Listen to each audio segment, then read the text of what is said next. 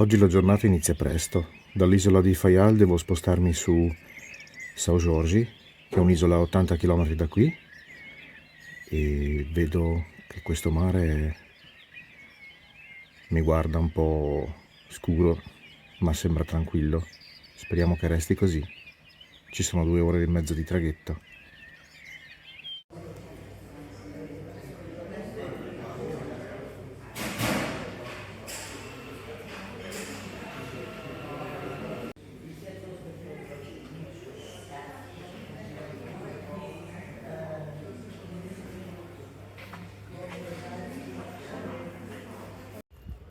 Finalmente, per modo di dire, finalmente lasciamo Fayal per dirigerci sull'isola di São Jorge. E a questo proposito ho deciso di farlo in traghetto.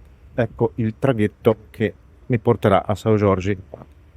Formalmente il tragitto dovrebbe durare 2 ore e mezzo. Vediamo quanto durerà. In realtà il costo sarebbe di 15,50 € a persona. E a proposito degli orari, bisogna dire che non li pubblicano tanto prima. Sta già piovendo, peraltro. Non li pubblicano tanto prima. Questo per dirvi che non è possibile organizzare un viaggio in traghetto alle Azzorre 6 mesi prima. Bisogna purtroppo guardarci un po' prima, poco tempo prima di partire. Salgo sul traghetto.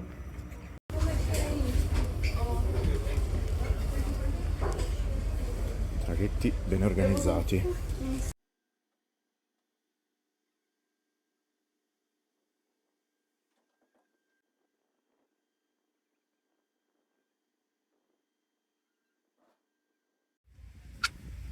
Tanto per gradire, sta di nuovo piovendo, una pioggia diciamo sottile, e la nave con una organizzazione che devo dire spacca il minuto. Questo piccolo traghetto si sta già muovendo da Horta, questa città dove mi trovavo fino ad oggi, e adesso stiamo partendo appunto per l'isola di São Jorge. Il tragitto, come dicevo, dovrebbe durare circa 2 ore e mezzo. Mi ha sorpreso l'organizzazione di questo piccolo porticciolo, perché insomma, se penso dove mi trovo nel mondo, non avrei pensato, diciamo, un'organizzazione simile. Tutto un bel fatto. Nel porto ci sono delle società per noleggiare le automobili, c'è un piccolo bar, tutto perfetto. E adesso godiamoci il viaggio.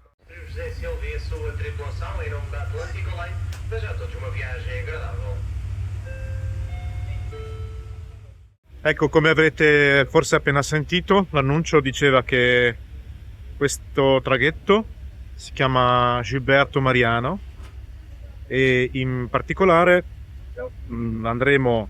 passeremo prima nell'isola di Pico, ma non nella sua città principale, che è Madalena. Passeremo in un'altra città che si chiama São Roque, che è a circa metà della costa nord di Pico, e da lì imbarcheremo altre persone e poi ci sposteremo verso São Jorge. A São Jorge arriveremo nel porto di Velas.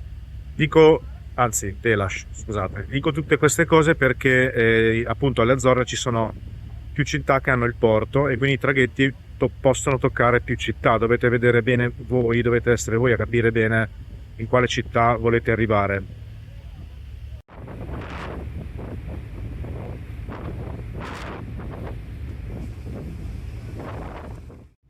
Durante l'uscita fatta l'altro giorno per vedere le balene, spostandosi in questo punto per uscire dal porto di Horta, abbiamo visto i delfini. Pare che ci sia una comunità che vive qui in maniera stabile.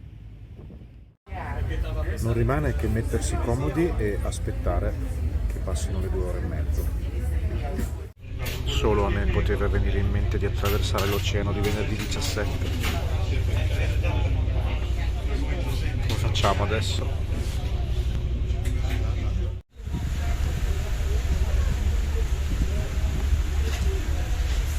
Eccoci qua, São Jorge si trova qua,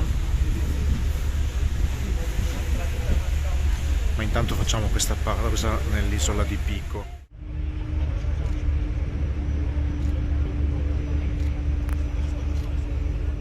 È davvero un'emozione essere qui nell'isola di Pico, perché vi dico la verità, in origine questa era l'isola che avrei dovuto visitare al posto di São Jorge. Avrei voluto, per meglio dire, visitare, ma alla fine per gli incastri dei giorni, gli orari, i costi, ho scelto Sao Giorgio. Quindi un po' mi dispiace non poter scendere di qui e visitare l'isola, ma sarà per la prossima volta. Giusto per curiosità, questi traghetti portano all'incirca 7-8 automobili, magari anche un furgoncino grande. Però per noi turisti questa informazione non è di alcuna utilità perché non possiamo portare le automobili da una isola all'altra a meno che non siano le nostre personali.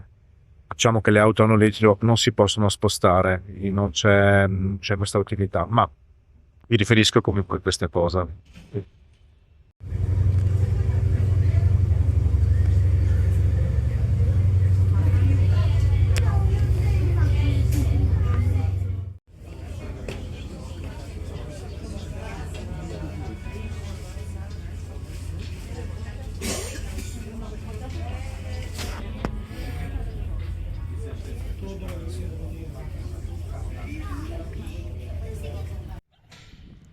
Finalmente sceso dal traghetto e già l'isola mi sta incantando, guardate che scorci.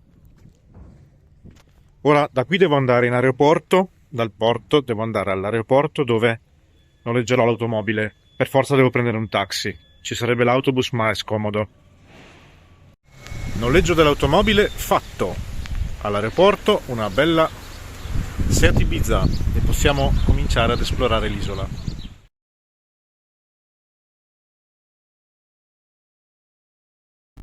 Le isole Azzorre sono di un verde surreale.